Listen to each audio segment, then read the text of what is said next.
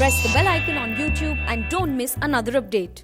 Amid the coronavirus pandemic, the fallout of the resultant lockdown is being felt across the globe. To arrest the spread of the coronavirus, schools and colleges have been asked to remain shut, and online classes have become the order of the day. Both public and private education institutes are trying to adapt to online learning in order to keep the curriculum going. Homeschooling has replaced the classroom teaching, and laptops and phones are now the new tools for the teachers to engage with students. With schools shut since mid-March, children are showing great deal of excitement about virtual classrooms but miss the school environment. Homeschooling enables students to explore a whole new world of technology while still learning. It instills self-discipline and self-compliance in students with respect to time management. But nevertheless, homeschooling does not offer the fun and learning like the one in a physical classroom. Teachers still give us homework and are still there to answer our doubts and queries. Major downside though is that we don't get to hang out with our friends. I like playing football and there's none of that anymore. This system, the online class system, was kind of new to me at first, but now as my tuitions are also held there, so I'm pretty used to it. Our school has graciously arranged online classes for us so that our studies don't get hampered. These changes certainly have caused a degree of inconvenience, but all thanks to our school, we are coping up with it just fine. Daily classes have been arranged to maintain progression in studies, and doubt classes are taken on every Saturday to ensure that no topic is left half understood. The shift in the medium has been a new learning curve for a lot of teachers as they adapt to the online world of new applications and e-material learning. However, many teachers feel lack of physical school environment can hamper in the overall development of a child. As teachers, we have this huge responsibility to ensure that the learning cycle keeps moving. I am conducting classes over online learning platforms every day.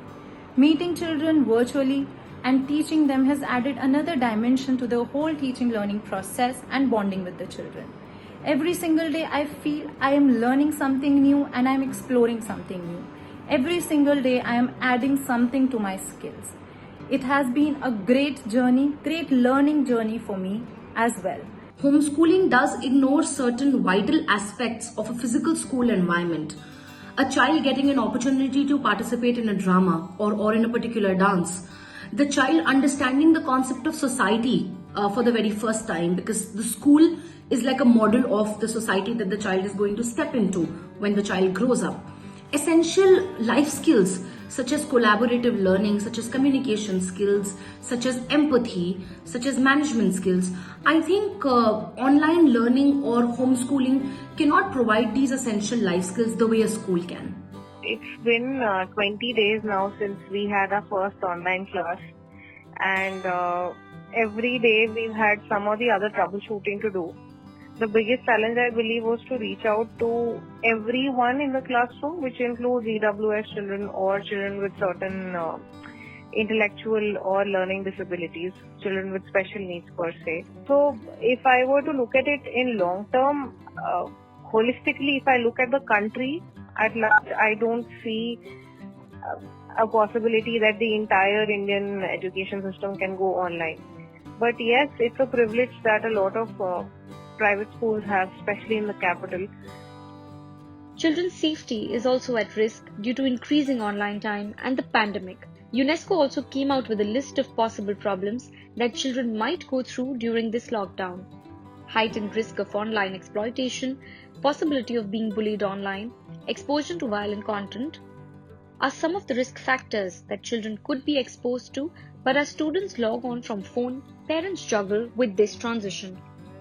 We are all right now adapting to the system of online classes, whether it's teachers and the school and the children or the parents.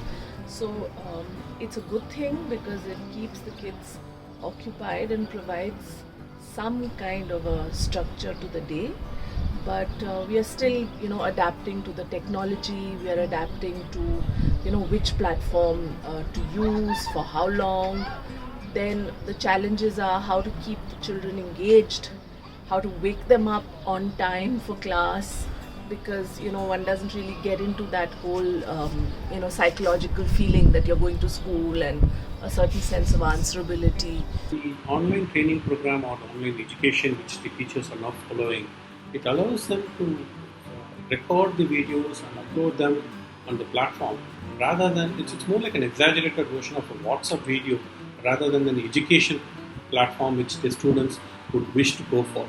And the user experience of the applications is pathetic to say the least, and there is no one-on-one communication happening between the teacher and the student. There is no, it's just the teachers are running through the portions rather than imparting the knowledge which the students would wish for or the parents would wish for. Experts have suggested a framework to protect children from such possible incidents. They have advised parents to establish rules to use technology. Online applications and e-learning platforms must be used only to empower children.